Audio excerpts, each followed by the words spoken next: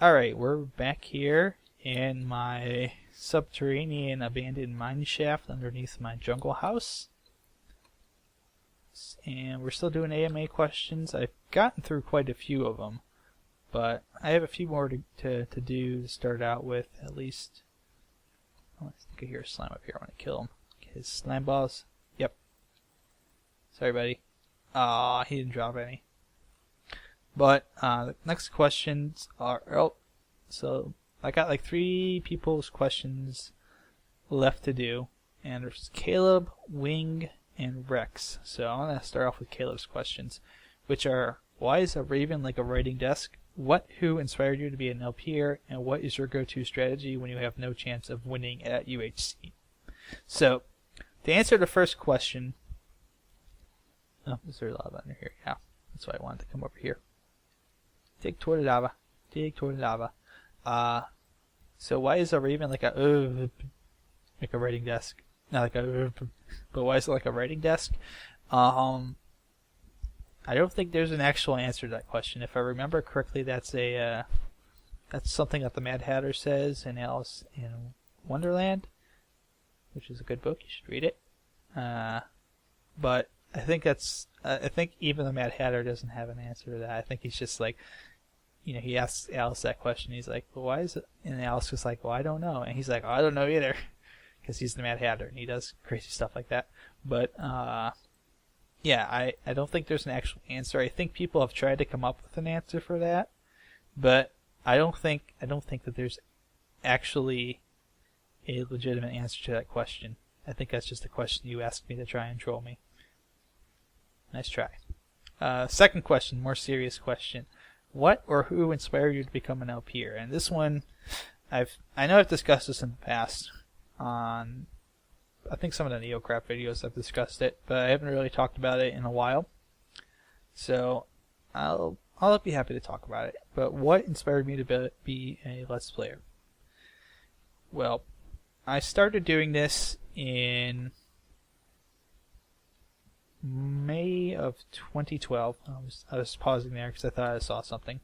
But I started doing this in May of 2012, and the reason I had started was because at the time I was getting back into Minecraft, and I had on the NeoCraft server I had a build I was wanting to do for a very long time.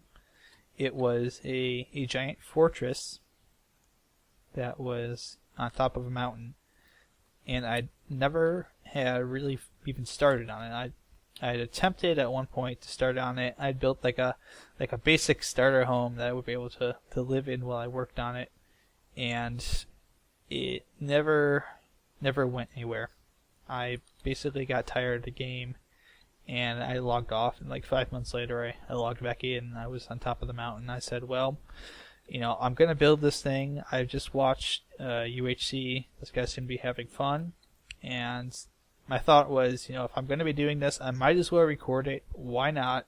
I don't think anyone's going to watch or care or, give a crap about it anyways. But, hey, at least, someday I'll have this on record and people will be able to come take a look at my awesome thing I built. And that's really kind of what originally inspired it. So, yeah, I guess you could indirectly say some of the Minecraft guys inspired me. But at the time I had started doing this, I wasn't the big Zisto fan that I've become known as today.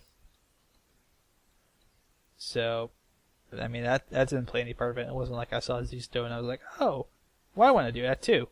That had nothing to do with it whatsoever. It was more just a conscious decision I made to start recording, because if all these other people were recording and they were recording, their experiences, why couldn't I record mine? Why couldn't I be, record mine, even if no one watched it?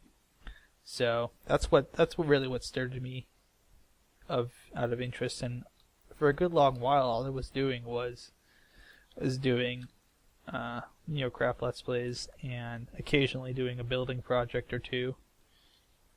But, I mean, it wasn't like I was doing a whole heck of a lot. And there were a couple contests that I had entered for the now departed Minecraft fan server, and those were really, I think, the first time people got a hold of me. I'm actually gonna end up talking about my whole history here, so screw it. I'm gonna do it anyways, whether or not it was the original question. You're gonna get to hear it because it all kind of everything ties together. It makes sense, and it also kind of ties into a little bit of a philosophy I have that. Oh, that's right. I can make coal blocks. A little bit of a philosophy that I have on Let's Playing and doing stuff with people, and why I seem to get along with so many people. It all kind of ties together. So let me go on from there. So I've been playing at this point, on NeoCraft for a good long while.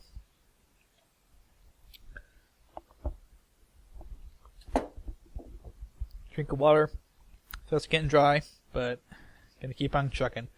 But at the time, I've been playing on NeoCraft for a pretty long time. I wouldn't say very long time, but at that point in my esteemed young YouTube career, I had not many followers. I had maybe like 10 at most, maybe 20 if I was lucky. But I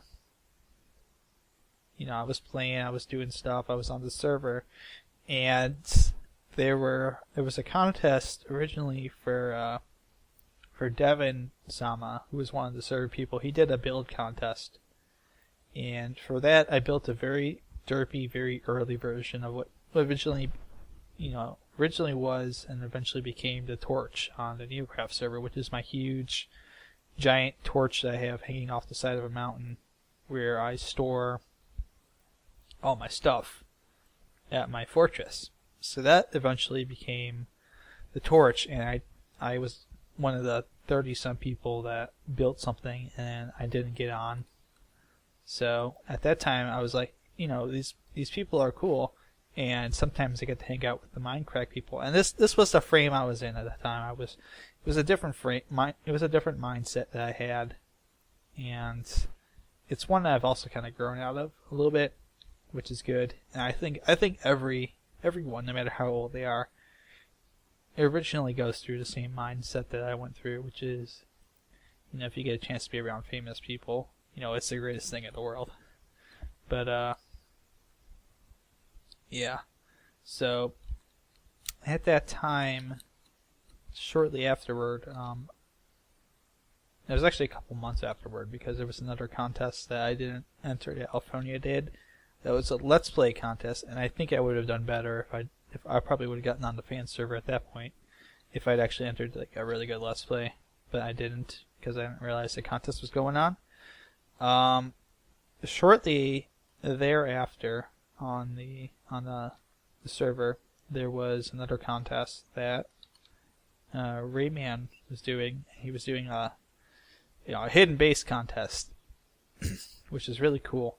So I'm like, I like doing hidden base stuff, and I put together a hidden base, which if I can, I'll probably link it either in the description, or I'll link it like right here somewhere. But it's like one of my older videos, and I built this huge, sprawling kind of complex with hidden trapdoors and all kinds of fun stuff. And at that time, I did a little better. I got top 5 placement. I was a finalist for that, and that was actually really important. That really was something that would eventually have a huge impact on me for various reasons I'll describe in a little bit. But I did not get on then. That was when the Mod Cave got on. Was they won that competition. And then shortly afterwards, Tib, also known as, for those of you who don't know him, Tib2004, who is one of Ray's good close friends. He's also one of the co-owners of the whole Madhouse group server. He basically runs a server for us. He had a contest as well. That was a prison contest, a prison build contest. and having been beaten by Ed and Odd previously, I decided to kind of crib some of their notes and tell a whole story with my prison build. And I spent hours and hours and hours and hours working on this thing. I would come home from work and I would just get on my computer and hammer away at working at this thing. And eventually I got it to a point where maybe I wasn't completely done, but it was mostly done.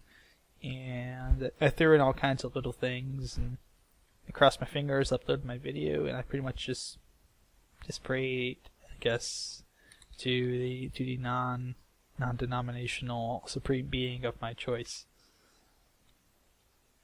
But yeah, pretty much what happened was I again got into the... What do I want to make? I want to make something, and I can't remember what I want to make now. Bugger. But, I want to make torches, that's right. Torches. Torches. Torches. But I ended up getting into the final 5 again, and I fell short a second time. So I was a little bit sad, and I pretty much said, alright, well, that was, it's supposed to be the last fan server contest to get on, and ultimately, because of what happened, it did turn out to be the last contest to get on. But, yeah.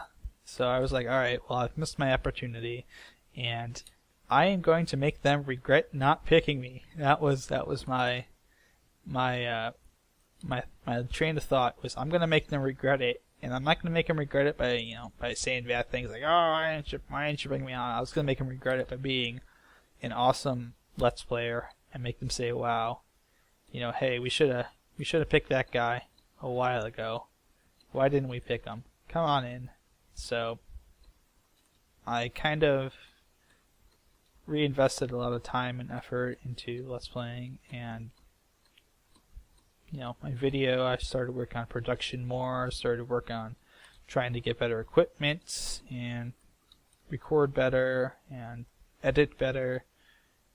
And at that time, I got an invite from Bree Plays Games to hop on her server. She had a server that she was on, and she ran, and I got an invite to be on there. So I said, heck yeah, I'll take it. And I said, alright, well, I'm going to just, this is going to be my big, new, awesome way to get noticed. And I'm going to get noticed. People are going to take notice of me. They're going to think I'm awesome. But, yeah. Long story short, it didn't happen right away. It took a very long time for anyone to really notice me. But, that kind of pushed me to do what I do. And eventually, I actually got an email from Ray at one point. He's like, hey man, can I talk to you for a bit? And I'm like, yeah, what's up? I'm thinking of what's going on. There's gonna be some kind of invite. I don't know what to, but turns out, this is when I first learned about the Man House group and whatnot, and they had said, they had talked about it and had decided to invite me on there, and I said, yeah, sure, why not? I hang out with you guys already, because I'd been hanging out in Tibbs streams on a pretty regular basis, and I'd played several games with them. And so they said they wanted to invite me on there, and I said, sure, why not? And so that's when I joined Madhouse, and then shortly afterwards, I got voted onto the Minecore server, which is kind of a server for a lot of the more regular, I guess you call them regular members of the Reddit UHC subreddit group. So there's a lot of people on there who play a lot of the matches and host and whatnot. And so I got voted on there with a very rare unanimous vote, apparently. That looked really weird for a minute. But I was formally invited on there by Pickwooder, but apparently they they had decided to invite me on, and everybody was like, yeah, he's cool, bring him on. So I got on there, and then shortly after I got on there was the whole VintageBeef Fan Server thing that I talked about. So basically, long story short, what inspired me to be a Let's Player was seeing other people do it, and to an extent, I kind of want to, now that I have, all these groups I'm a part of and whatnot, I kind of want to do the same thing for other people. I kind of want to, at least, maybe if I can't be, the next Etho, maybe if I can't be the next Scoot, maybe if I can't be the next B00 or Andersell, or even maybe if I can't be the next Jasano, maybe I can help inspire other people who want to do that and help them out to, give them advice. I get people that ask me for advice sometimes on, how do I do things, and I'm more than happy to share it. There's no reason for me to be selfish about these things. It doesn't help anybody if people aren't making good videos, So, yeah, that's a long-winded answer. Oh God, this probably took up all the time. And what is my go-to strategy when I have the chance of winning UHC? Well, truth be told, that's kind of a trick question, because there's always a chance you can win a UHC match. But the way I rephrase it is, what is my go-to strategy when when things look dire? And the answer to that, and I'm sure Caleb's seen this before in some of my videos if he's watched them, is basically I go into full-blown anarchy mode, and it's just like, I'm going to spread as much freaking chaos around this map as I possibly can, and everyone's going to be miserable because of me.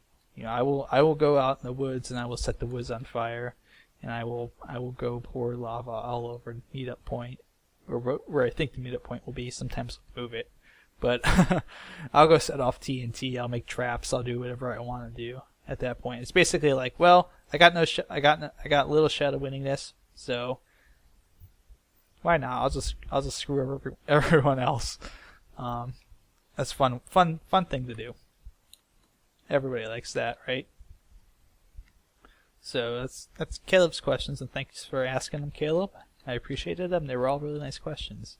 And thank you to everybody else who's asked questions so far too. I've gotten a lot of good answers, I think, out of them. A lot longer answers than I thought I would. So I got 2 more people to ask me questions, which are Wing and Rex. So I'll do Wing's question. Random teams, chosen teams in UHC. Gave me a question: if you can't figure out a puzzle in a puzzle game, what do you do? Do you rage quit? Do you stop playing and pick it back up later? Or do you do something else? And his in real life question is, how tall are you? So as far as random versus chosen teams, I actually kind of like random teams a little bit better if I had a choice between the two, because let's just go back up. Okay, yes, it goes back up. Because I like having to be in situations that are different, playing with people that are different, learning their play styles, and this goes back to the whole I like to be friends with everybody kind of thing, and nobody is not cool enough to hang out with me, because most people wouldn't even say that the other way around. I wouldn't be cool enough to hang out with most people. But yeah, I like to be inclusive, so I like random teams because it kind of forces more of that inclusivity in UHC. I feel like sometimes people can get really insular and they only want to play with people that they've played with before. So, or they only want to play on teams that they know are going to be, good teams. Like, I'm only going to play with person X because person X kicks butt. If those two people are playing all the time at the same time, it kind of becomes less fun, to everybody else. So I think random teams and having it change it up, for the most part, I think it's a better strategy and a better way to play. But I do like chosen teams every once in a while because it's nice to go back and play with that, that group, that trio or that duo or that quartet that you're really comfortable with and that you have a real good rapport with. I think that's good too. I think it's all good. So, gaming question related to puzzle games, I assume. The middle answer is actually the correct answer for me, which is I just tend, if something frustrates me, I'll go walk away, and I'll come back later to it, because I think, in case it's the way up, but because I think I don't think, it's a game. If it's frustrating you, don't let it frustrate you. You can you can solve it. You can do anything. Nobody makes a game that's purposely broken unless they're huge jerks and they don't want anyone to ever play their games again. So I would say that I just come back to it after giving it a little bit of a break and maybe go doing something else. And the third question was his in real life question. How tall are you? I'm 5'7". I'm very short. I'm a shorty pants. I come from a family of very short people. My dad is the same height as me, and we're the tallest people in our family. My mom's side is also, well, both sides of my family are really both sides of my extended family are really short. I do have a cousin who's like 6'2", but that's because his dad was like 6'4". So his dad being my uncle who passed away a couple of years ago. He was 6'4", 6'5". He's a fairly big guy, but because of that,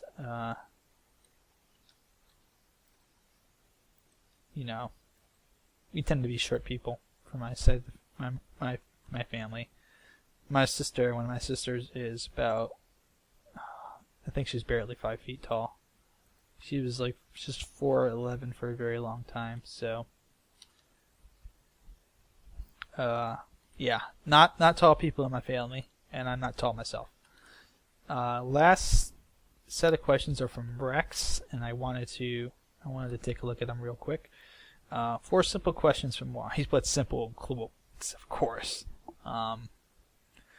If you were stuck in a mountain with a guy who would make a difference in the world, and you had to kill each other to survive, would you offer yourself or kill him? If you were wiped away from the face of the internet, what would you do? Quit the internet life, restart, etc.?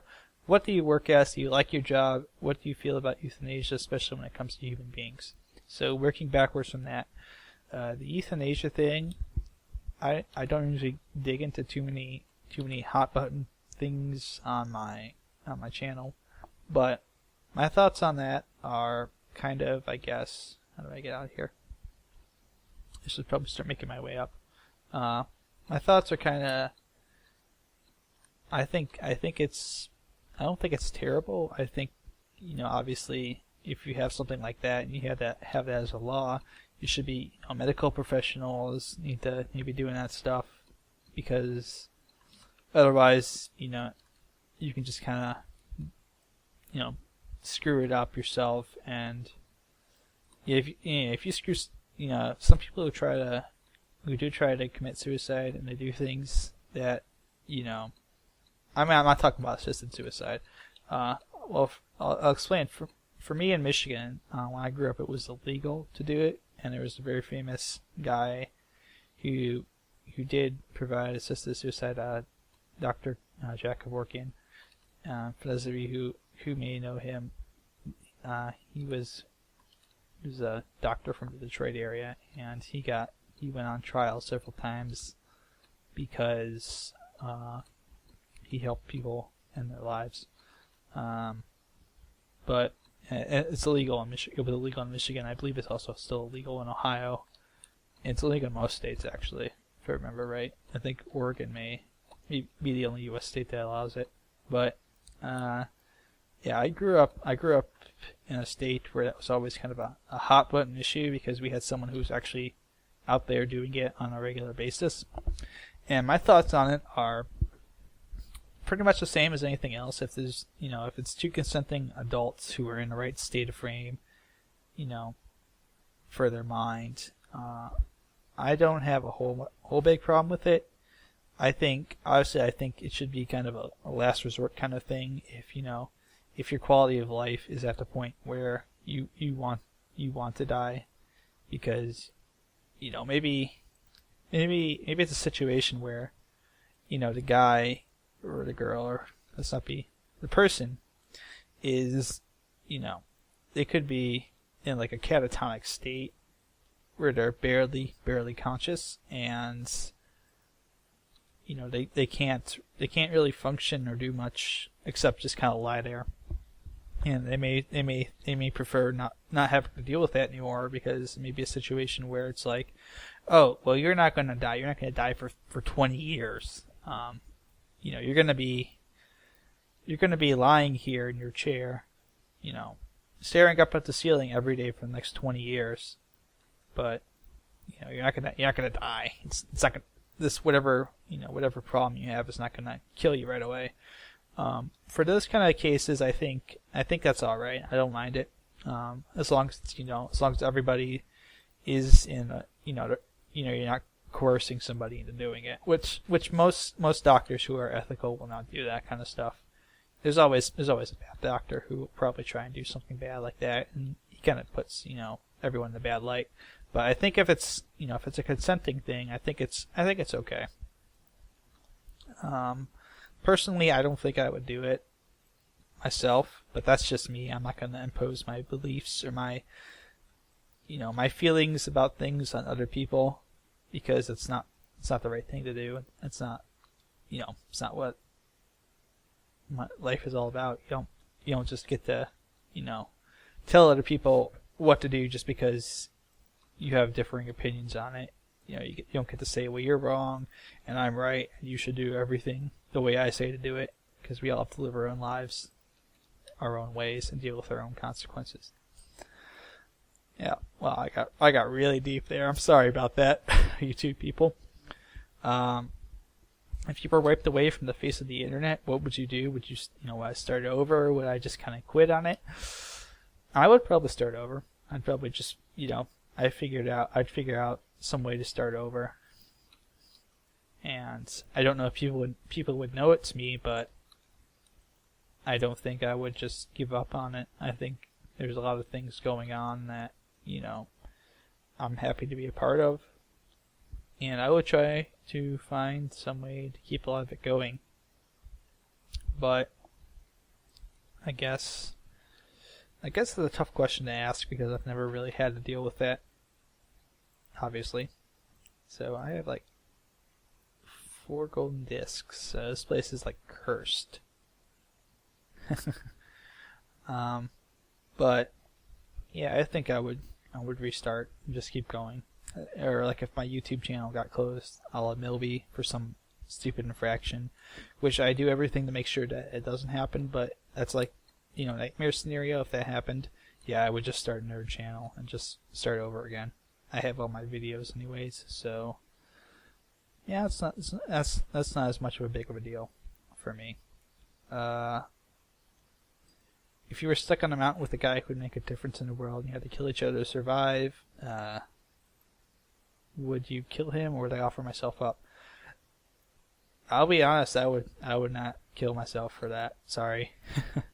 Sorry, I would, unless there's all kinds of, ifs, if I was, if I had broken my back and I couldn't move and I was going to be lying there in pain and agony for the rest. This kind of ties into that first question I answered, but I don't think I would want to do something like that, and I don't know. That's a tough one. I mean, are we talking cure cancer, kind of help the world?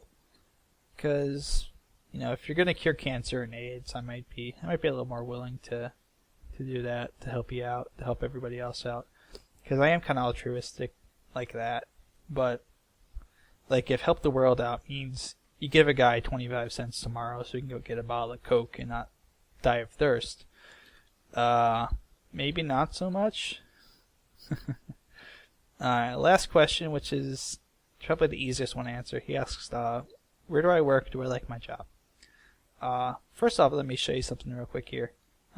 This is something I'm working on in Spawn Town. I'm making a pub. So you'll see that next couple episodes. But what do I do, and do I like my job? I've explained it before a little bit, but I work at a newspaper, and I work as the multimedia website guy. So basically, my job is that I could do a lot of videography, and I do a lot of website management and content management for the newspaper. So basically, I'm the guy who handles kind of a lot of the front end stuff. We have an actual designer guy who does a lot of the back end coding and heavy lifting, and I just do a lot of the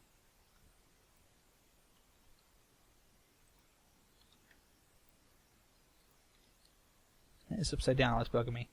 Fix that. Haha. Put those things right side up, people. But yeah, I do a lot of that kind of stuff. I do some photography. I do more photography for my blogging stuff, which is I run a blog that focuses on collectibles as well. So that also keeps me busy, and that's actually the job I would like to have full time. Instead of, a lot of people are like, oh, you want to do YouTube full time? No, I want to do blogging full time. It's a writing job. I like writing. I like photography, so it's well, hey to you too. That's a job I would really like to have. But yeah, Burt Memorial Park. Never been here before. It's a nice little pond. Nice little park. But yeah, do I like my job? It has its ups and downs. Some days are much better than others. Some days it's kind of boring. You're just kind of sitting around waiting for news to happen. Some days you're kind of overworked and you're feeling kind of stressed out. Or the stories that you're covering are like really dry, really boring crap that you don't care about. So it's tough. It's tough sometimes, but I guess I would say I enjoy it for the most part. Other than those bad things that happen every once in a while that you get frustrated about, or or whatnot. But everyone goes through that. So I would say yeah, I'm happy.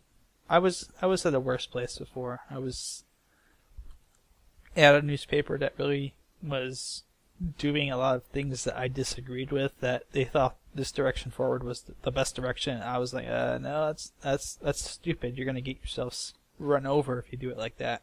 But they were adamant that this was the future, and I was like, well, I'm adamant that I'm gonna leave, and I did. I left there and I went to the place I work at now. So yeah, I'd say I enjoy my job. Because especially in my industry, it can be a lot worse. You can be earning a lot less than I do, doing a ton more work and getting no recognition whatsoever, and coming in to work every day like I did at my old job, wondering if you would have a job at all, because they were just a lot of places are just in this mentality of cut. We just keep cutting people. We just gotta keep laying people off and cutting back and laying people off. And somehow magically, if we cut enough people and we downsize enough, magically all the money will just flow back in, and we'll have infinite money. And that's not the case at all. Usually, what happens at those places is the product quality suffers, and people stop looking at the newspaper, and then they lose more money, so they have to lay people off, and they basically go into a death spiral. So I'm very happy to be somewhere where I don't have to worry so much about that. So I guess that's it for all my AMA questions. That went over 3 episodes. I didn't expect that at all. But thanks for watching, guys. I hope you guys enjoyed it. We're going to have some more adventures coming up here soon. I needed the saddles, and the name tags were helpful, because we're going to go get a horse. And I got to go find a good horse. Got to go find the best horse in the world. So, thanks for watching, guys. I'm going to check on my gold and my iron. I'll put them away. But, as always, thanks for watching. Hope you guys enjoyed it. Hope I was able to answer your questions. And I might do another one of these sometime. Maybe we'll ask some different questions. I'll get to answer them. But, take care, guys. And I'll see you in the next video.